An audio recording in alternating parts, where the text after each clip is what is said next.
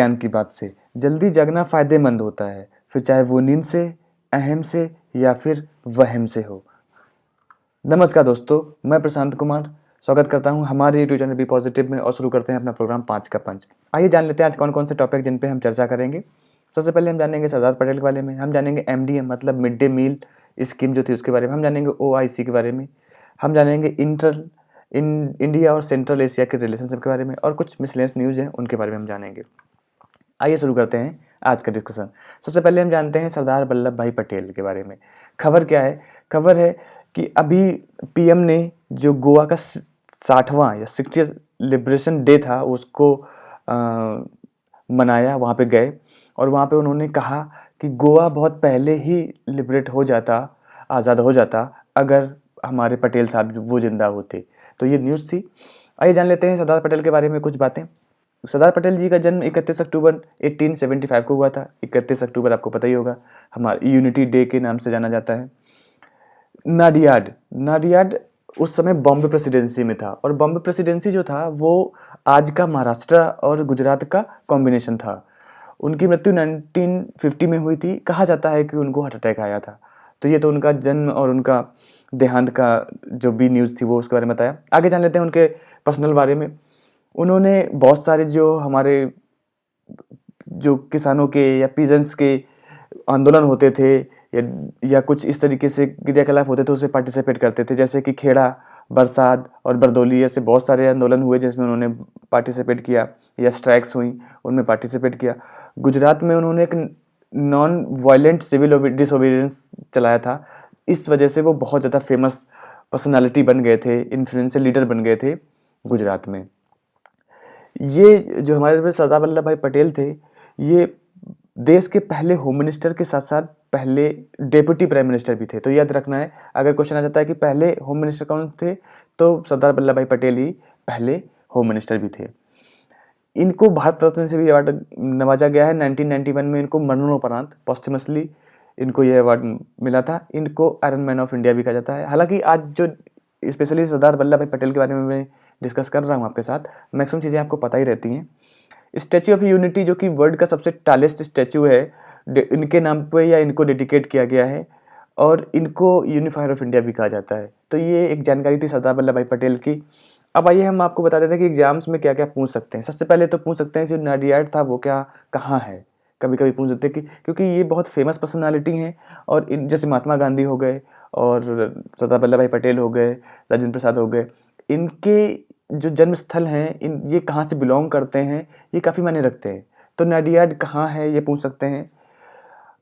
ये बॉम्बे प्रेसिडेंसी है वो क्या थी ये पूछ सकते हैं। 31 अक्टूबर पूछ सकते हैं क्योंकि बहुत बड़ा दिन है ये। तो ये दो चार चीज़ें हैं। इसके अंदर उन्होंने किस किस जो हमारे आंदोलन होते थे उसमें पार्टिसिपेट किया, तो ये भी पूछ सकते हैं। बाकी चीज़ें ऐसी हैं जो आपको पता ही है। हाँ, ये भी पूछ सकते हैं कि क्या इनको भारत रत्न मिला था। तो ऑब्वियसली एक चीज़ मैं आपको बता देता हूँ यहाँ पे कि 1960 कि मतलब जो हमारा आज़ाद देश हुआ 1947 और 60, इसके बीच में जितने भी बड़े बड़े राजनेता हुए ना, मतलब जो बड़े बड़े जैसे डिफेंस मिनिस्टर हुए या उस टाइम के होम मिनिस्टर हुए, डेप्यूटी प्राइम मिनिस्टर हुए, प्रेसिडेंट हुए, इन सबको भारत रत्न मिला हुआ है क्योंकि at that time they were Ratna of India. तो मोस्टली जो बड़े बड़े पद पे विराजमान थे उस टाइम के जितने भी हमारे राजनेता थे उनको ये अवार्ड्स मिले हैं। तो ये थोड़ा सा एक कंसेप्चुअल अपने दिमाग में रखेंगे तो इलिमिनेशन में काम आ सकता है। तो ये आज का पहला टॉपिक था। आगे बढ़ते हैं। आज का हमारा दूसरा टॉपिक है मिड डे मील स्कीम। आपने बहुत सुना होगा कि जो हमारे हायर सेकेंडरी मतलब क्लास 8 तक के स्कूल होते हैं उसमें मिड डे मील मिलता है, मतलब लंच में खाना मिलता है। तो इसकी स्कीम के बारे में जानेंगे। न्यूज़ क्या है? न्यूज़ ये है कि कहा गया कि बहुत सारे एक रिव्यू कमेटी गठित हुई है और इसको मिड डे मील स्कीम को रिव्यू कर रही है। तो उसने कहा है कि मिड डे मील स्कूल के जो कुक्स हैं, जो खाना बनाते हैं, दे आर पेड बहुत ज़्यादा, बहुत कम रुपीज़ उनको मिलते हैं, मतलब 2000 2K मतलब 2000 रुपये पर मंथ के हिसाब से उनको, या उनके साथ जो कुक्स के साथ जो उनके साथ सहायिका होते हैं, सहायक होते हैं, उनको 2000 रुपये पर मंथ के हिसाब से मिलता है। तो इनका एक रिव्यू है। आइए जान लेते हैं मिड डे मील स्कीम के बारे में। मिड डे मील स्कीम आपको पता ही है, स्कूल मील प्रोग्राम है। स्कूल मील और कॉलेज मील से आप समझ ही रहे होंगे। स्कूल मील मतलब है कि हायर सेकेंडरी मतलब होता है कि 8 क्लास से बिलो, कक्षा 8 से नीचे की जो भी क्लासेस होती हैं या जो भी स्कूल्स होते हैं उनमें ये एक खाने का प्रोग्राम था। स्कूल खाने का क्यों डिज़ाइन किया गया था? क्योंकि जो लोग गरीब होते हैं उनको, उनके बच्चों को सही से न्यूट्रिशन नहीं मिल पाता, खाने का जो संपूर्ण न्यूट्रिशन है वो खाने में नहीं हो पाता, तो गवर्नमेंट ने कहा था कि हम पढ़ाएंगे भी और उनको न्यूट्रिशन भी प्रोवाइड कराएंगे। तो better nutrition standing of school age children जो भी थे नेशन वाइड में, उसके लिए ये मिड डे मील स्कीम आई थी। 1995 में स्टार्ट हुई थी, ध्यान देना यहाँ पे 1995 में स्टार्ट हुई थी। और फिर जैसे कि आपको पता ही है कि एजुकेशन जो है वो हमारा स्टेट लिस्ट में आता है, मिड डे मील जो है वो भोजन का, न्यूट्रिशन का है, ये सेंट्रल लिस्ट में आता है, मतलब ये कंकरेंट लिस्ट में आता है। दोनों सेंटर और स्टेट दोनों इस पर रूल बना सकते हैं। तो सेंट्रल ने 1995 में इसको स्टार्ट किया था। धीरे धीरे 2002 में ये सारे इंटायर इंडिया में इम्प्लीमेंट हो गया था, क्योंकि सुप्रीम कोर्ट ने एक ऑर्डर जारी किया था कि भाई आपको मिड डे मील स्कीम जो है अपने अपने स्टेट्स में इम्प्लीमेंट करनी है। तो हमें पता कि स्टार्टेड 1995 में और फुली पूरे इंटायर इंडिया में 2002 को ये इम्प्लीमेंट हो गई थी। मिड डे स्कीम का कंसेप्ट कहाँ से आया था? तो ये कंसेप्ट जो था वो तमिलनाडु से आया था। बिफोर मिड डे मील जो ये स्कीम थी बनने से पहले, तमिलनाडु में वहाँ के उस टाइम के जो फॉर्मर सीएम थे के कामराज, मतलब 1960s में, उन्होंने इस चीज़ को आगे बढ़ाया था कि हम स्कूल में बच्चों को खाने को प्रोवाइड देंगे। उसी को देखते हुए फिर जो हमारी सेंट्रल गवर्नमेंट है उसने काफ़ी कुछ विचार विमर्श किया और बहुत समय बाद 1995 में इस तरीके के पूरे देश में इम्प्लीमेंट करने की एक योजना बनाई। तो अगर पूछा जाए कि पनीर कौन था, मतलब पहला ईंटा बोलते हैं ना कि मकान का पहला ईंटा किसने लगाया, या हम बोलते हैं पूजन किसने कराया, तो इस तरीके का जो फर्स्ट टाइम किया था वो सीएम के कामराज ने 1960s, मतलब 60s 1960 के आसपास किया था। तो ये आपको याद रखना है कि पूछ सकते हैं एग्जाम में कि एमडीएम का पनीर कौन था, तो सीएम वहाँ के उस समय के कामराज थे। अब यहाँ पे हम एक चीज़ देख लेते हैं कि अभी क्या किया है कि सितंबर 2021 में, मतलब अभी 1-2 महीने पहले ही, इस स्कीम को, मिड डे मील स्कीम को चेंज करके पीएम पोषण स्कीम कर दिया गया है, जिसका नाम है प्रधानमंत्री पोषण शक्ति निर्माण स्कीम। और एक चीज़ याद रखना है कि मिड डे मील कहाँ खाना मिलता है? स्कूलों में। और स्कूल में क्या होती है? पढ़ाई। तो किस किस मिनिस्ट्री के अंडर में आएगा? तो ये मिनिस्ट्री ऑफ एजुकेशन, ये ध्यान देना। ये जैसे मैं आपको हमेशा मिनिस्ट्री के बारे में बात बताता हूँ ना, तो यहाँ पर अब आपको मतलब मतभेद हो सकता है कि कौन सी मिनिस्ट्री। अभी आप सोचोगे कि ministry of social justice and women empowerment भी हो सकती है, या क्योंकि सोशल जस्टिस बच्चों का कहीं ना कहीं खान पान ऐसा या नहीं है। स्कूल में शिक्षा, पहले शिक्षा है, इसके बाद ही तो खाना है, क्योंकि लंच मिलता है तो पहले पढ़ता है ना बच्चा। तो इस वजह से ये, मतलब मैं आपको कोरिलेट करने की टेक्निक बता रहा हूँ, हालांकि मैं जो कंसेप्ट दे रहा हूँ उसका कोई लॉजिकल मीन है नहीं, बट थोड़ा सा कि पहले हम पढ़ते हैं फिर खाना मिलेगा, जिसका मतलब है कि मिनिस्ट्री ऑफ एजुकेशन ही इस स्कीम को लॉन्च करती है और उसने इसका अभी नाम पीएम पोषण कर दिया है। एग्जाम से पूछ सकते हैं कि जैसे आजकल बहुत सारे नाम, फेसबुक का मेटा कर दिया गया है, ऐसे बहुत सारे नाम बदलते रहते हैं टाइम टाइम पे, तो पूछ सकते हैं कि अभी पीएम पोषण की स्कीम थी, इससे पहले ये कौन सी स्कीम थी। और एक चीज़ और है कि जो एमडीएम मतलब मिड डे मील स्कीम है, ये नेशनल फूड सिक्योरिटी एक्ट 2013 का है, उसको कवर करती है। मतलब एक नेशनल फूड सिक्योरिटी एक्ट बना है जिसमें हर एक गरीब को खाने का अधिकार है, उनके लिए खाने के प्रोविज़न किया गया है, तो उसके तहत भी इस स्कीम को लाया गया है और उसको ये कवर भी करती है। एक चीज़ और है कि ये जो लीगल बैकिंग है ना, मतलब कि कहाँ से इस योजना को बैकिंग मिलती है, सुझाव मिलता है या सपोर्ट मिलता है, वो है यूएस के थ्रू मिलता है। और यूएस का एक एक्ट है जिसको बोलते हैं नेशनल स्कूल लंच एक्ट। उस या हम बोल सकते हैं कि वहाँ से थीम ली गई है, ये बैकिंग करता है। तो ये this is all about mid day meal scheme. I hope आपको कुछ समझ में आया होगा। एग्ज़ाम्स के लिए काफ़ी कुछ मैटर करता है, क्योंकि कभी कभी डायरेक्टली स्कीम के बारे में पूछ लेता था और उसके फैक्टर्स या उसके जो भी ऑब्जेक्टिव्स हैं वो उसके बारे में पूछ लेते हैं। तो आई होप कि मैंने काफ़ी कुछ कवर किया है। आज का हमारा तीसरा टॉपिक है ओआईसी। ओआईसी का पूरा नाम है ऑर्गेनाइजेशन, वैसे हमने दे रखा है, ऑफ इस्लामिक कॉपरेशन। न्यूज़ में क्या है, न्यूज़ में भी क्या है कि ओआईसी की अभी एक जो फॉरेन मिनिस्टर की मीटिंग्स है वो मीटिंग्स हुई और वहाँ पे उन्होंने बोला है कि हमें अफ़गानिस्तान के लिए एक ट्रस्ट फंड का सेटअप करना चाहिए, क्योंकि आपको पता ही है कि अफ़गानिस्तान में वहाँ की जो पॉलिटिक्स है बिल्कुल चरमराई गई है। वहाँ का जो शासन सत्ता है, ये हम बोल सकते हैं कि वहाँ का भी जो भी लॉ एंड ऑर्डर है वो एक तरीके से बिल्कुल बर्बाद हो चुका है। वहाँ की जो वहाँ के, आपको पता ही है कि वहाँ पे जो ऑर्गेनाइजेशन है वहाँ के, जो कि टेररिस्ट ऑर्गेनाइजेशन हैं, अभी उन्होंने सत्ता ग्रहण कर रखी है अफगानिस्तान की। तो पूरे विश्व को कंसर्न है अफगानिस्तान के रिगार्डिंग कि कुछ कर सकते हैं और उसके लिए कुछ बना सकते हैं। तो ये ओआईसी की जो मीटिंग हुई है उसमें जो सारे फॉरेन मिनिस्टर्स थे ओवैसी को। उन्होंने बोला है कि एक हम ट्रस्ट फंड बनाते हैं और हम अफगानिस्तान के उत्थान के लिए कुछ करते हैं। हमने जैसे बता दिया कि ये तो न्यूज़ थी, आप जानते हैं ओवैसी के बारे में। जैसे हमने बताया कि ऑर्गेनाइजेशन ऑफ इस्लामिक कॉरपोरेशन, ये ओवैसी का फुल फॉर्म है। इसका फाउंड जो हुआ था, मतलब जब फाउंडेड हुआ था 1969 में हुआ था। अभी देखिए, कभी कभी एग्जाम से पूछ सकते हैं कि ओवैसी कब फॉर्म हुआ था, बट मुझे नहीं लगता कि ये इतना इंपॉर्टेंट है। हाँ, एक आप दिमाग में थोड़ा सा रखिए कि शायद कभी पूछ दें। 57 मेंबर्स स्टेट्स हैं, थोड़ी सी गलती हो गई टाइपिंग में, वो सेट्स लिख गया, स्टेट्स हैं, वहाँ पे आप थोड़ा करेक्ट कर लीजिए। इसका मेन है क्या, मतलब ओवैसी का मेन पर्पज़ है क्या, तो वो आपको जानना बहुत ज़रूरी है।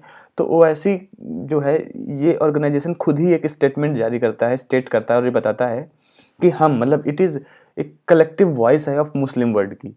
मतलब जो 57 मेंबर्स नेशन है इसके, उनमें वो नेशन है जो मेजॉरिटी ऑफ मुस्लिम पॉपुलेशन है वहाँ की। तो वो उनका कहना है कि हम कलेक्टिव वॉइस देते हैं मुस्लिम वर्ल्ड की एंड वर्क, हम काम करते हैं safeguard and protect the interest of the Muslim world in the spirit of promoting international peace and harmony. तो आपको समझ ही में आ गया होगा कि वो मुस्लिम वर्ल्ड का, या जो हम बोल सकते हैं कि रिलीजन का, या हम मुस्लिम वर्ड ही यहाँ पे यूज करेंगे क्योंकि ज़्यादा वो सुविधाजनक है। उस वर्ड को वो लोग एक कलेक्टिव वॉइस देते हैं और काम करते हैं, या उनको सेफ गार्ड करते हैं, प्रोटेक्ट करते हैं इंटरेस्ट को जो कि मुस्लिम वर्ल्ड के लोगों के हैं, और प्रमोट करते हैं इंटरनेशनल पीस को और भाईचारा, हार्मोनी को, भाईचारा को। तो ये इनका कहना है।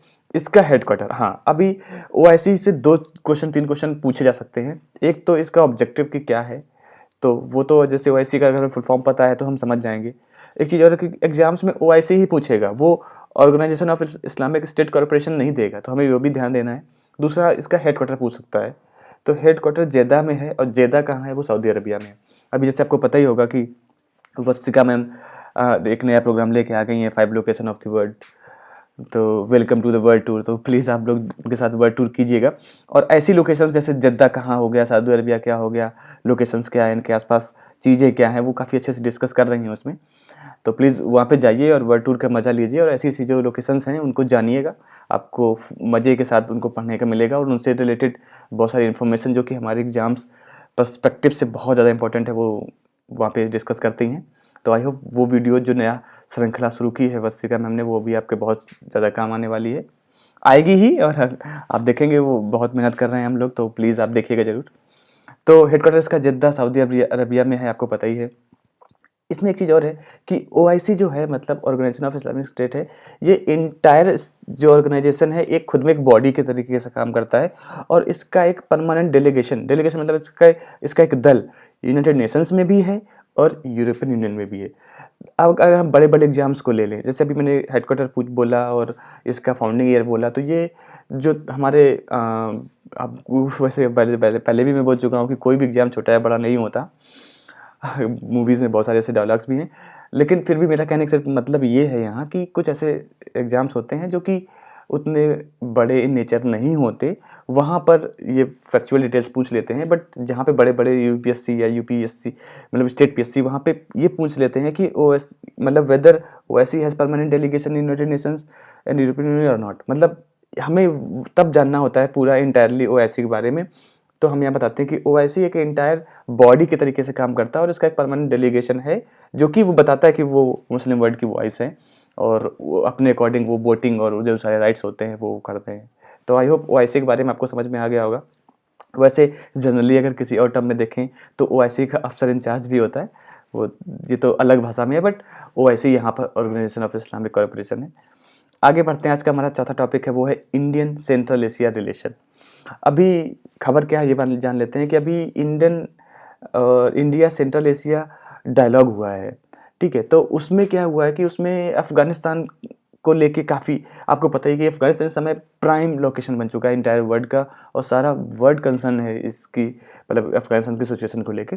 तो सेंट्रल एशिया के जो नेशंस हैं उन्होंने सोचा है कि कुछ ऐसा करते हैं अफ़गानिस्तान के मतलब अफ़गानिस्तान पर विचार विमर्श किया है कि वहाँ पर पीस और स्टेबिलिटी आए।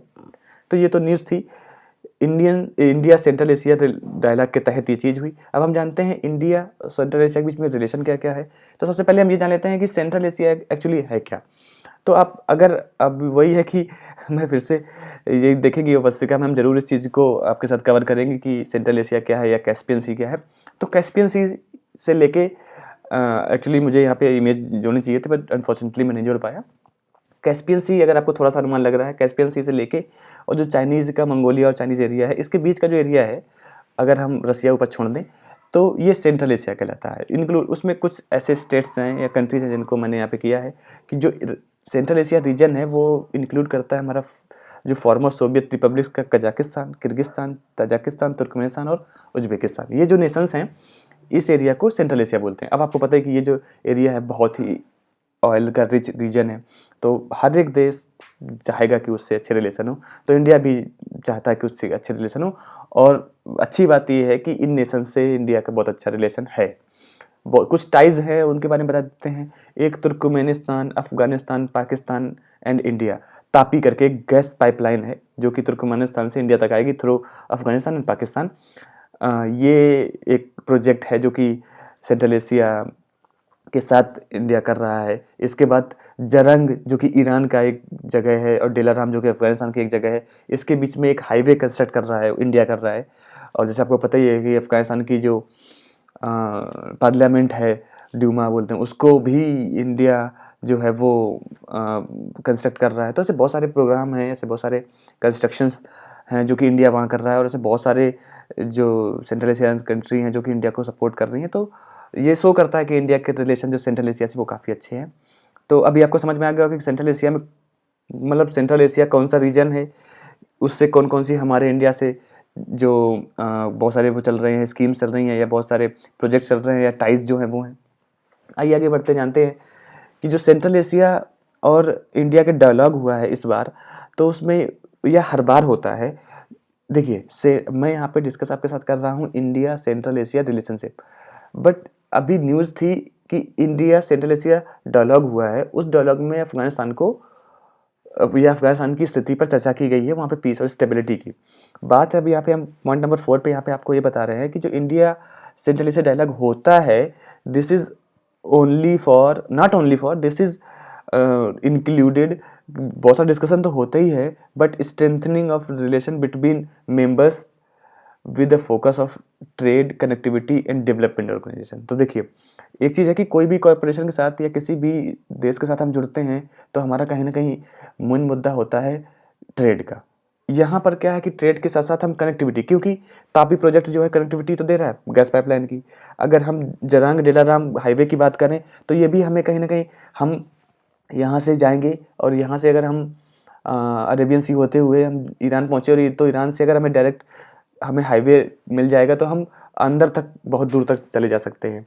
तो इस तरीके के प्रोजेक्ट जो कि कनेक्टिविटी को भी इंश्योर करते हैं, और जब ये ट्रेड और कनेक्टिविटी होगी तो ऑब्वियसली डेवलपमेंट कॉर्पोरेशन तो होगा ही होगा। तो ये जो इंडिया सेंट्रल एशिया डायलॉग है वो इन चीज़ों की स्ट्रेंथनिंग करता है, मजबूत करता है। इस बार की जो मीटिंग हुई थी उसमें अफगानिस्तान की पीस पे तो ध्यान दिया गया था, स्टेबिलिटी पे दिया गया था। साथ में जो भी नेशंस हैं, मतलब अपने जो मैंने ऊपर आपसे डिस्कस किए इंडिया के साथ, उन्होंने फाइट अगेंस्ट टेररिज्म पे भी मुद्दा उठाया कि हमें, हालांकि हर एक नेशन टेररिज्म के अगेंस्ट फाइट कर रहा है, बट इस बार उन्होंने कुछ खुल के बोला है कि हमें कुछ अच्छा करना चाहिए, बहुत बड़ा करना चाहिए। तो ये पूरा एक छोटा सा आपको एक इन्फॉर्मेशन दी, मैंने बताया, शायद आपको अच्छा लगा होगा। आगे बढ़ लेते हैं। कुछ मिसलिनियस न्यूज़ हैं जिनके बारे में हम डिस्कस कर लेते हैं। वो इतनी इंपॉर्टेंट हमारे एग्जाम से तो नहीं होती, बट यही है कि हाँ आप न्यूज़पेपर पढ़ते हैं तो हम थोड़ा बहुत जान लेते हैं। जैसे यही है कि need more practical course for law students. ये अभी जो हमारे CGI रमन, हमने CGI के बारे में बता रखा है, सुप्रीम कोर्ट के बारे में बता रखा है, तो प्लीज़ आपके जो प्रीवियस वीडियोज़ हैं उनको जाके देखिएगा। CGI जो रमना है हमारे, उन्होंने बोला है कि कुछ प्रैक्टिकल कोर्सेज आने चाहिए लॉ में, स्टूडेंट्स को कुछ हमें प्रैक्टिकलिटी सिखानी चाहिए। तो ये एक न्यूज़ है। इसके बाद है कि इंडिया ताइवान ने फ्री ट्रेड एग्रीमेंट टॉक्स पे मतलब विचार किया है। तो आपको पता है कि फ्री ट्रेड एग्रीमेंट जब होते हैं तो दोनों देशों के लिए ट्रेडिंग, ये जो ट्रेड होता है, ट्रेड बैरियर्स जो होते हैं वो काफ़ी सिंपल हो जाते हैं। Focus on chip facility. एक चीज़ मैं बता दूं कि ताइवान जो है वो बहुत ज़्यादा फेमस है चिप फैसिलिटी के लिए। अब चिप क्या होती हैं, जो हमारे इलेक्ट्रिक या इलेक्ट्रॉनिक इक्विपमेंट होते हैं, लाइक हमारे मोबाइल हो गए, पीसीज हो गए, या बहुत बहुत बड़े राउटर्स होते हैं, या बहुत जैसे हम कम्युनिकेशन के लिए बहुत बहुत बड़ी मशीनें होती हैं, मतलब कोई भी इलेक्ट्रॉनिक रोबोट वोबोट जब भी जितने कोई भी इलेक्ट्रॉनिक आइटम है that is made of chips only. तो पहले आपने सुना होगा बल्ब वगैरह बनते थे, अभी तो एलईडी एलसीडी आ गए, तो ये सारे काम चिप के थ्रू हो गए हैं, जिसको हम एमसीबी वगैरह बोलते हैं ना, कि वो मदरबोर्ड ख़राब हो गया, वो क्या होता है, motherboard is a combination of many chips.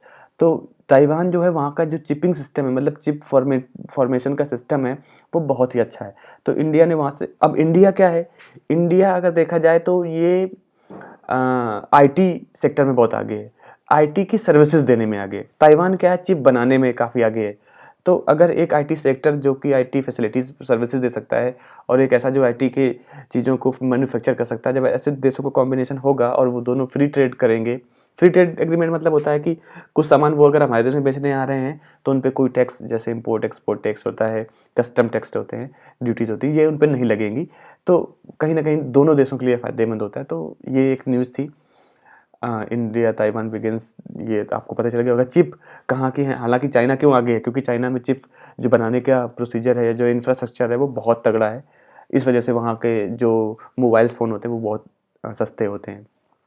इसके बाद है चिली, जो एक देश है, वो वहाँ पर अभी प्रेसिडेंशियल इलेक्शंस हो रहे हैं, तो उन्होंने सोचा है कि अभी जो हमारा चला आ रहा है इंटायर, क्योंकि बहुत सारे करप्शंस होते रहते हैं और हर एक देश को अपने राजनेताओं से कुछ ना कुछ उनके मतलब खिलाफ कुछ ना कुछ होता है कि नहीं आप ये बदलाव नहीं ला रहे हैं, वो बदलाव नहीं ला रहे हैं। तो उनके अभी वोट हुए हैं, तो शायद उनका यही है कि अभी चेंज करने की बारी आ रही है, या वो लोग सोच रहे हैं कि हम कुछ नए तरीके से वो करें या चेंज लाएं अपनी पॉलिटी में। तो ये 3 न्यूज़ थी जो मुझे लगा कि आपके साथ डिस्कस करना चाहिए। बाकी आपको पता ही है कि इसमें 2-4 चीज़ें बहुत इंपॉर्टेंट है, जैसे कि ताइवान है कहाँ, इसकी लोकेशन, चिली है कहाँ, चाइल्ड चिली, दोनों चीज़ें बोलते हैं, हिंदी में चिली, अंग्रेजी में चाइल्ड, तो ये कहाँ है। आई होप वसिका मैम आपके साथ आएंगी और ज़रूर इन लोकेशंस को डिस्कस करेंगी, और थॉरोली डिस्कस करती हैं वो बहुत अच्छे से। मुझे लगता नहीं कि कोई भी अगर उस लोकेशन से क्वेश्चन आएगा तो आप छोड़ पाएंगे, अगर आपने सही से सुना है। बाकी आगे बढ़ते हैं, और आपके लिए एक छोटा सा काम मैं छोड़ के जा रहा हूँ। एक बार ज़रूर सोचिएगा, थिंक वंस। जैसे अभी आप 2-3 दिन से न्यूज़ देख रहे होंगे कि एक लिंचिंग हुई थी, जो कि हमारा जो अमृतसर का गोल्डन टेम्पल था उस पे हुई थी। एक फिर से हुई है सेकेंड लिंचिंग ओवर सैक्रिलेज। अब सबसे पहले तो लिंचिंग हुई, लिंचिंग पता ही होगा कि भीड़ द्वारा किसी इंसान को बहुत ज़्यादा चोट पहुँचाना या मार देना। और सैक्रिलेज का मतलब होता है पवित्र या पवित्र करनी, मतलब आदमी जो होता है ना कि छुआछूत, कि वो पवित्र नहीं है, या सैक्रिलेज का प्योर मीनिंग होता है अपवित्रीकरण, मतलब कि वो अपवित्र है। तो इस तरीके की लिंचिंग का, इस तरीके से भीड़ का लोगों के ऊपर प्रहार करना, मारना और उनको मार डालना, जैसे कि अभी अमृतसर और कपूरथला में हुआ है, क्या ये एक ऐसे देश में जो कि पूरा डेमोक्रेटिक है और सभी धर्मों का, सभी लोगों का, सबको एक समान मतलब राइट्स हैं, क्या वहाँ यहाँ पे इस तरीके से लिंचिंग शोभा देती है? तो इस पे आप प्लीज़ कमेंट क्या करेंगे, बट एक बार आप सोचिए ज़रूर कि हमारे जैसे इतने सुंदर पावन देश में इस तरीके के अगर क्रियाकलाप होंगे तो कितना ठेस पहुँचाएगी हमारे देश की इंटेग्रिटी के साथ साथ वहाँ की जो एक एक जो सॉफ्टनेस है हमारे देश की इंटायर वर्ल्ड में, वो अच्छी बात नहीं है। स्पेसिफिकली ये बहुत पुराने मुद्दे हो गए कि ये अपवित्र है, छुआछूत। अभी तो आर्टिकल 17 हमारा जो अनटचेबिलिटी पर है वो भी एबॉलिश कर दिया गया है। अभी कोई लॉ नहीं है इस तरीके से, तो अब कोई अपवित्र का कोई मतलब ही नहीं बनता। तो प्लीज़ अगर लोग सुन रहे हैं तो हम यही कहें कि आप इस मिथ से आगे बाहर निकलिए और दुनिया बहुत बड़ी एक्सप्लोर करने के लिए आप वहाँ पे कीजिए। हम उन्हीं चीज़ों पे क्यों घिरे हुए हैं? तो प्लीज़ आप एक बार भी इन चीज़ों पे सोचिए कि क्या हमारे इतने सुंदर देश में ऐसी चीज़ें होने चाहिए, या क्यों होती है? क्योंकि ऐसी चीज़ें सबको कहीं न कहीं तकलीफ़ देती हैं। तो ये था आज का पूरा डिस्कशन, आई होप आपको अच्छा लगा होगा। एक चीज़ मैं और बोलना चाहूँगा कि कोरोना काफ़ी ढंग से, मतलब जो ओमिक्रॉन है काफ़ी तेज़ी से बढ़ रहा है, तो प्लीज़ अपने आप को सुरक्षित रखिए, और हो सके तो जितना प्रिकॉशन आप ले सकते हैं, ज़रूरत पड़े तभी आप घर से बाहर निकलिए। बाकी सर्दी है, आप सर्दी का मज़ा लीजिए, घर पे रहिए, चाय कॉफ़ी जो भी गर्म उत्पाद हैं वो खाइए। थैंक यू सो मच, और हमेशा मुस्कुराते रहिए, हँसने से सब कुछ ठीक हो जाता है। मुझे तो यही लगता है, और आपको भी, मुझे लगता है सबको यही लगता है कि हँसने से सब कुछ अच्छा होता है, और होता भी है। चलिए, यहाँ तक रहने के लिए फिर से धन्यवाद। जय हिंद।